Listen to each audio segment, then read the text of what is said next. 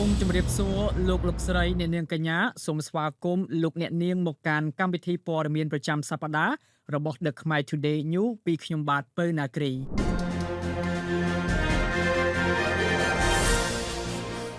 FBI និយាយថាកម្ពុជាមិនមែនជាជំរកសម្រាប់បណ្ដាញឆបោកតាមប្រព័ន្ធអ៊ីនធឺណិតទេការិយាល័យស៊ើបអង្កេតសហព័ន្ធនៃសហរដ្ឋអាមេរិក FBI បានអះអាងជាថ្មីថាប្រទេសកម្ពុជាមិនមែនជាជំរកសម្រាប់បណ្ដាញឆបោកតាមប្រព័ន្ធអនឡាញឡើយដោយយកលើលទ្ធផលជាក់ស្ដែងដែលអាជ្ញាធរកម្ពុជាសម្រេចបានក្នុងកិច្ចប្រយុទ្ធប្រឆាំងនឹងការឆបោកតាមប្រព័ន្ធបច្ចេកវិទ្យាការលើកឡើងបែបនេះត្រូវបានធ្វើឡើងដោយលោក Scott Seiler អនុជំនួយការនាយកនៃផ្នែកប្រតិបត្តិការអន្តរជាតិរបស់ FBI ក្នុងជំនួបជាមួយឯកឧត្តមឆៃនរិទ្ធទេសរដ្ឋមន្ត្រីរដ្ឋមន្ត្រីប្រតិបត្តិអមនាយករដ្ឋមន្ត្រីនិងជាអគ្គលេខាធិការនៃគណៈកម្មាធិការជាតិប្រយុទ្ធប្រឆាំងបទល្មើសបច្ចេកវិទ្យាកាលពីរសៀលថ្ងៃអង្គារលោក Selbler បានសង្កត់ធ្ងន់ថាការឆបោកតាមប្រព័ន្ធបច្ចេកវិទ្យាគឺជាវិបត្តិសកលដ៏ស្មុគស្មាញដែលប៉ះពាល់ដល់ប្រទេសជាច្រើនមិនមែនជាបញ្ហាប្រឈមសម្រាប់ប្រទេសកម្ពុជាម្នាក់ឯងនោះទេលោកក៏បានសង្កត់ធ្ងន់ពីលក្ខណៈឆ្លងដែននៃបណ្ដាញឆ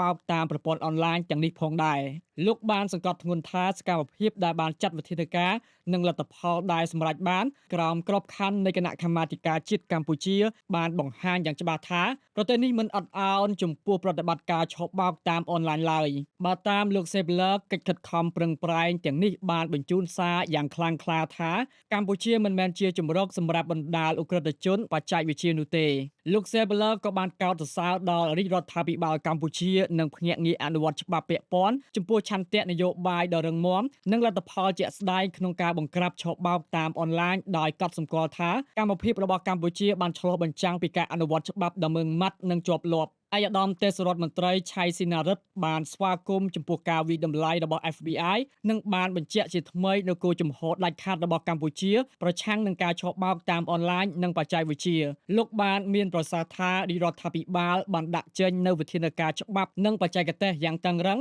ហើយនឹងបន្តពង្រឹងកិច្ចសហប្រតិបត្តិការទ្វេភាគីនិងពហុភាគីជាមួយដៃគូអន្តរជាតិដើម្បីគំទេចបណ្ដាញឆបោកនិងតាមដានលំហូរហិរញ្ញវត្ថុរបស់ពួកគេរហូតដល់ប្រភពដើមភាគីទាំងពីរក៏បានពិភាក្សាអំពីជំហានបន្ទាប់ដើម្បីបង្កើនកិច្ចសហប្រតិបត្តិការរវាង FBI និងគណៈកម្មាធិការជាតិកម្ពុជារួមមានការកសាងសមត្ថភាពការចែករំលែកព័ត៌មាននិងការខិតខំប្រឹងប្រែងរួមគ្នារយៈពេលវែងដើម្បីប្រយុទ្ធប្រឆាំងនឹងបណ្ដាញឆបោកតាមអនឡាញឲ្យកាន់តែមានប្រសិទ្ធភាពខ្ពស់ពីខ្ញុំបាទពៅណាគ្រីសារព័ត៌មាន The Khmer Today សូមអរគុណ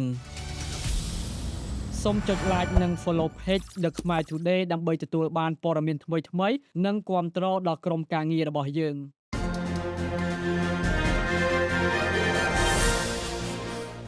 វៀតណាមថាចំណងមិត្តភាពជិតស្និទ្ធជិត6ទសវត្សរ៍ជាមួយកម្ពុជាកាន់តែស៊ីជម្រៅនិងជាក់ស្ដែងជាងមុនចំណងមិត្តភាពជិតស្និទ្ធជិត6ទសវត្សរ៍ជាមួយកម្ពុជានិងវៀតណាមបានឈានដល់កម្រិតថ្មីមួយកាន់តែស៊ីជម្រៅនិងជាក់ស្ដែងជាងមុនតាមរយៈដំណើរទស្សនកិច្ចផ្លូវរដ្ឋរបស់លោកតូឡាំអគ្គលេខាធិការនៃគណៈកម្មាធិការបញ្ឈប់បកកុម្មុយនីសវៀតណាមមកកាន់ប្រទេសកម្ពុជានៅថ្ងៃទី6ខែកុម្ភៈឆ្នាំ2026ស្អែកនេះដំណើរទស្សនកិច្ចនេះធ្វើឡើងតបតាមការយាងនិងការអញ្ជើញរបស់ព្រះករុណាព្រះបាទសម្ដេចបរមនាថនរោត្តមសីហមុនីព្រះមហាក្សត្រនៃកម្ពុជានិងសម្ដេចតេជោហ៊ុនសែនប្រធានគណៈបកប្រជាជនកម្ពុជា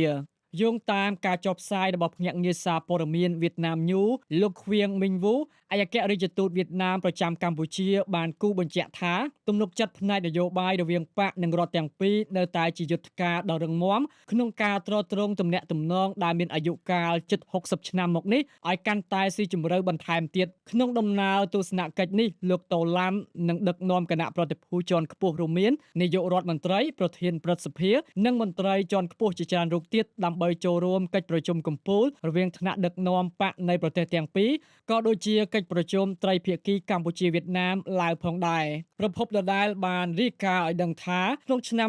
2025កន្លងទៅទំហំពាណិជ្ជកម្មទ្វេភាគីសម្រាប់បាននៅកំណត់ត្រាថ្មីរហូតដល់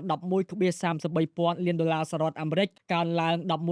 11.7% ដែលជាជំហានដ៏រឹងមាំក្នុងការឈានទៅសម្រេចគោលដៅ $20 ពាន់លាន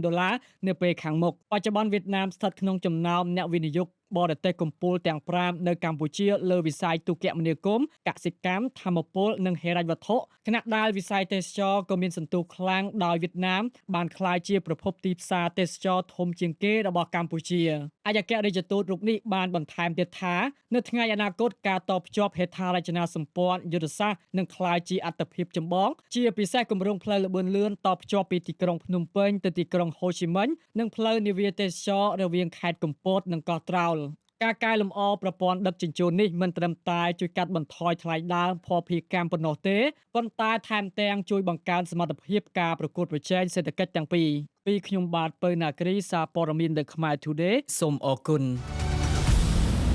សូមចុច like និង follow page The Khmer Today ដើម្បីទទួលបានព័ត៌មានថ្មីៗនិងគាំទ្រដល់ក្រុមការងាររបស់យើង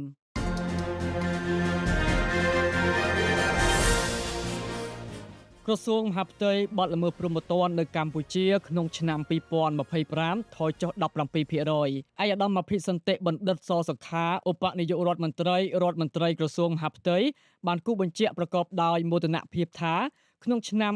2025កន្លងទៅនេះបទល្មើសព្រហ្មទណ្ឌគ្រប់ប្រភេទនៅទូទាំងប្រទេសបានថយចុះចំនួន 17% បើធៀបនឹងឆ្នាំ2024ខណៈដែលសមត្ថកិច្ចសម្រេចបានសមិទ្ធផលក្នុងការបង្ក្រាបរហូតដល់ 96% ការថ្លែងនេះធ្វើឡើងក្នុងពិធីបិទសន្និបាតបូកសរុបលទ្ធផលការងារឆ្នាំ2025និងលើកទិសដៅការងារឆ្នាំ2026របស់ក្រសួងមហាផ្ទៃក្រោមអធិបតីភាពដ៏ខ្ពង់ខ្ពស់សម្ដេចមហាបវរធិបតីហ៊ុនម៉ាណែតនាយករដ្ឋមន្ត្រីនៃកម្ពុជានារសៀលថ្ងៃទី5ខែកុម្ភៈឆ្នាំ2026នៅទីស្តីការក្រសួងមហាផ្ទៃក្នុងរបាយការណ៍បូកសរុបឯកឧត្តមអភិសន្តិបណ្ឌិតបានលើកឡើងពីវឌ្ឍនភាពសំខាន់ៗដែលសម្រេចបានរួមមានការពង្រឹងសន្តិសុខស្ថិរភាពនយោបាយនិងសន្តិសុខជាតិជាពិសេសការបង្ក្រាបលើមុខសញ្ញាគ្រោះថ្នាក់ក្នុងនោះបទល្មើសគ្រឿងញៀនអំពើជួញដូរមនុស្សអាជីវកម្មផ្លូវភេទល្បែងស៊ីសងខុសច្បាប់និងសកម្មភាពក្រុមក្មេងទំនើងត្រូវបានចាត់វិធានការយ៉ាងតឹងរ៉ឹងបំផុតជាមួយគ្នានេះឯកឧត្តមរដ្ឋមន្ត្រីក៏បានសង្កត់ធ្ងន់លើការបង្ក្រាបបទល្មើសឆបោកតាមប្រព័ន្ធបច្ចេកវិទ្យាដោយសមត្ថកិច្ចបានស្រាវជ្រាវចាប់ខ្លួនមេខ្លោងនិងបញ្ជូនជនបរទេសដែលប្រព្រឹត្តបទល្មើសទៅប្រទេសកំណើតវិញតាមរយៈកិច្ចសហប្រតិបត្តិការយ៉ាងសកម្មជាមួយអាជ្ញាធរនៃប្រទេសដែលពាក់ព័ន្ធក្រៅពីការងារសន្តិសុខស្ថាប័នក្រសួងមហាផ្ទៃក៏បានជំរុញការអភិវឌ្ឍធនធានមនុស្សនិងការលើកកម្ពស់ការគ្រប់គ្រងពន្ធនាគារនិងការធ្វើទំនើបកម្មសេវាកម្មសាធារណៈតាមរយៈបច្ចេកវិទ្យា Digital ដើម្បីបម្រើប្រជាពលរដ្ឋឲ្យកាន់តែប្រសើរឡើងជោគជ័យនៃសន្និបាតរយៈពេល2ថ្ងៃនេះបង្ហាញពីការបដិញ្ញាចិត្តរបស់កងកម្លាំងនគរបាលជាតិនិងរដ្ឋបាលថ្នាក់ក្រោមជាតិក្នុងការរក្សាសណ្ដាប់ធ្នាប់សាធារណៈសុវត្ថិភាពសង្គមស្របតាមយុទ្ធសាស្ត្របញ្ចកោណរបស់រាជរដ្ឋាភិបាលអាណត្តិទី7នេះពីខ្ញុំបាទពៅណាគ្រីសារព័ត៌មាន The Khmer Today សូមអរគុណសូមចុច like និង follow page The Khmer Today ដើម្បីទទួលបានព័ត៌មានថ្មីៗនិងគាំទ្រដល់ក្រុមការងាររបស់យើង